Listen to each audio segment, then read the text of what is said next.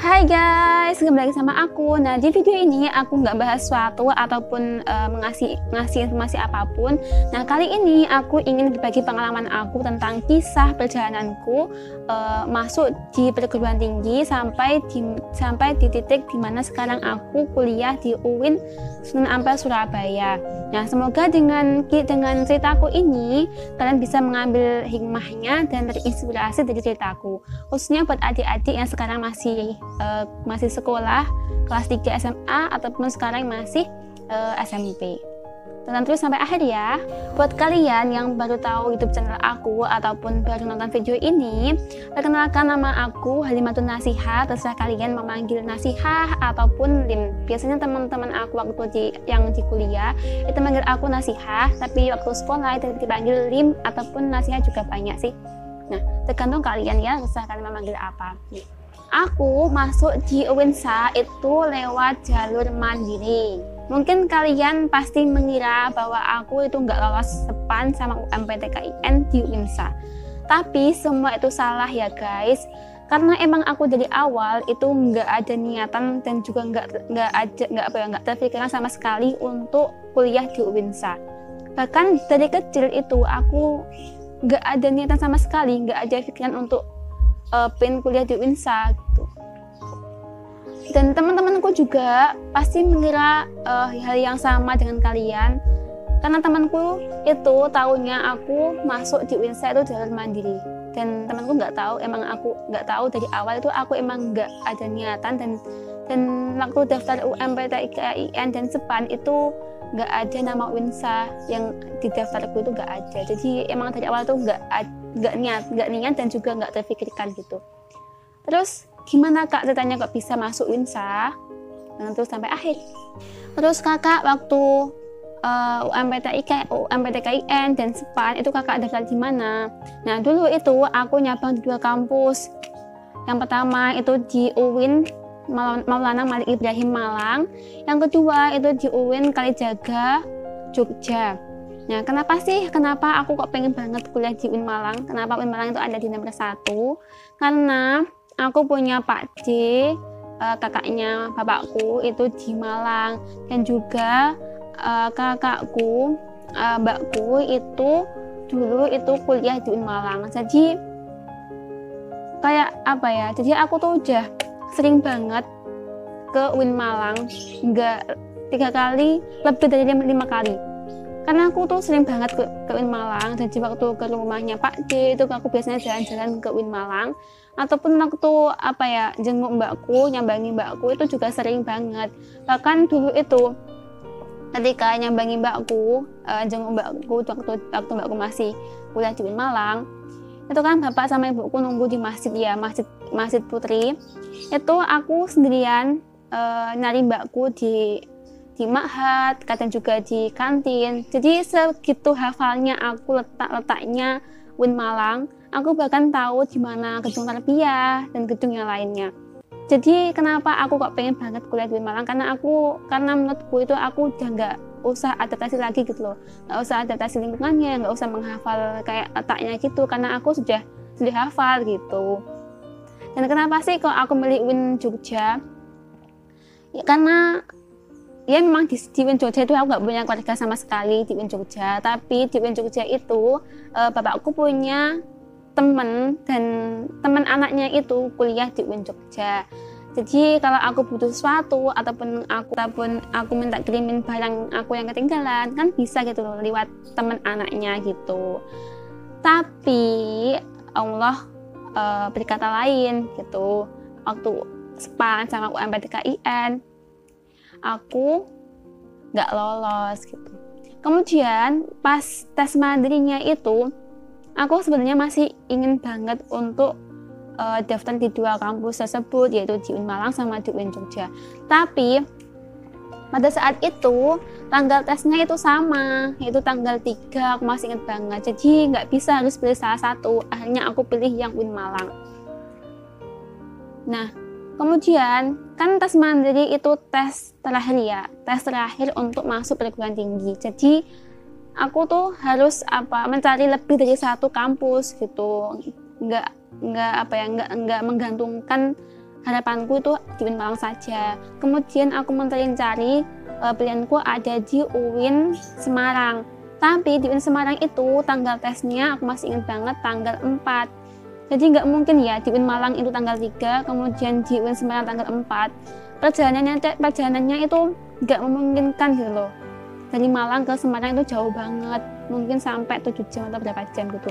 Dan sedangkan aku tuh nggak pernah sama sekali, satupun nggak pernah ke UIN Semarang ataupun ke daerah Semarang. Jadi aku nggak tahu letaknya UIN Semarang itu di mana, kemudian nanti aku tinggalnya di mana di UIN Semarang gitu. Akhirnya aku nggak jadi ke UIN Semarang. Terus aku cari-cari lagi kampus yang tes mandirinya itu nggak bentrok sama UIN Malang. Kemudian mbakku itu baru terpikirkan di Surabaya itu ada UIN juga, yaitu UIN Sunan Ampel Surabaya. Jadi yang ingat UINSA itu bukan aku, tapi mbakku. Karena aku yang tadi aku ucapkan, emang aku dari kecil tuh nggak pernah terpikirkan untuk kuliah di UINSA, jadi nggak ingat sama sekali gitu loh, kalau ada UINSA gitu loh. Nah di UINSA itu akhirnya kita cari-cari dan tesnya itu jauh, nggak bentrok sama UIN Malang, bahkan jaraknya itu hampir 1 minggu lebih. Jadi oke lah kita ke UINSA. Nah di UINSA itu juga aku nggak punya saudara sama sekali, nggak punya keluarga sama sekali di sana. Cuma aku punya temen tetanggaku dan juga temen waktu aku ngaji diniyah itu kuliah di UINSA. Jadi waktu aku tes mandiri itu aku nginap di Pondok Al Jihad 1 malam tok. Itu juga dikenalin sama temenku, dikenalin sama temennya yang ada di Pondok Al Jihad. Kemudian aku ke sana nginep 1 malam. Terus aku setelah tes pulang, aku waktu itu diantar sama mbakku naik bis. Singkat cerita, waktu pengumuman tes mandiri itu duluan UINSA, baru UIN Malang. Padahal tesnya kan duluan UIN Malang ya daripada UINSA, tapi waktu pengumuman itu duluan UINSA. Pas pengumuman ternyata aku keterima di UINSA.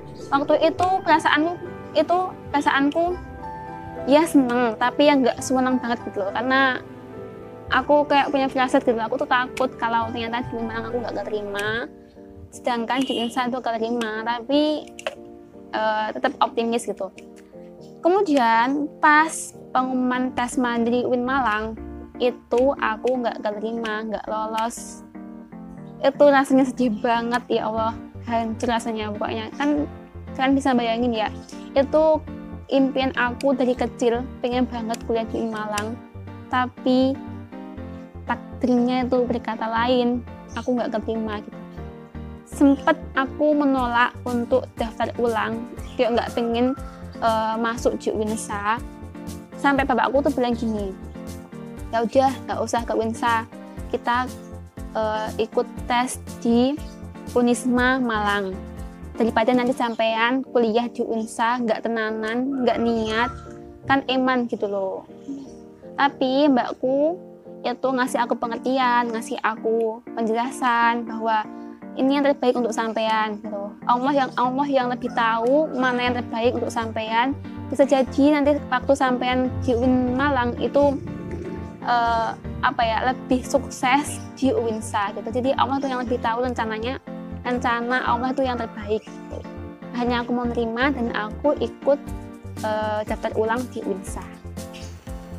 Setelah masuk UINSA, PBAK dan mulai aktif kuliah, jujur aku tuh pada waktu itu masih move on, masih keinget sama teman-temanku yang ada di UIN Malang. Apalagi kalau lihat story teman-teman waktu PBAK, itu rasanya tuh sedih banget, pokoknya tuh nangis gitu loh. Tapi seiringnya waktu berlalu, aku sudah ikhlas banget. Saat ini aku udah biasa saja ketika melihat temanku upload story di UIN Malang ataupun di UIN Jogja, itu aku udah be aja gitu, nggak ada perasaan sedih atau apapun, sudah nggak ada. Jadi ikhlasku tuh sudah ke tahap itu, tahap dimana aku tuh udah biasa saja gitu, nggak ada rasa sedih ataupun gimana gitu, nggak ada. Udah ikhlas lahir batin. Dan itu butuh waktu yang cukup lama, bertahun-tahun, mungkin 2 tahunan. Dan hikmah dari perjalananku itu, aku menyadari bahwa ketika aku di UINSA itu aku tuh selalu dimudahkan. IPK aku tuh nggak pernah di bawah 3,6, selalu di atas 3,6. Kemudian aku di UINSA itu kayak dilancarkan gitu. Aku di pondokan, aku tinggal di pondok ya teman-teman, waktu di Surabaya itu aku dapat kayak tawaran les, ngajar les bahasa Arab sama ngajar les Al-Quran. Juga aku dapat KIP kuliah, beasiswa KIP kuliah. Jadi aku bersyukur banget. Mungkin ini mungkin ini takdir Tuhan, rencana Allah buat aku, yang terbaik untuk aku. Kenapa aku kenapa aku ditakdirkan di UINSA. Jadi aku mulai berpikir lapang dan menerima, ikhlas lahir batin.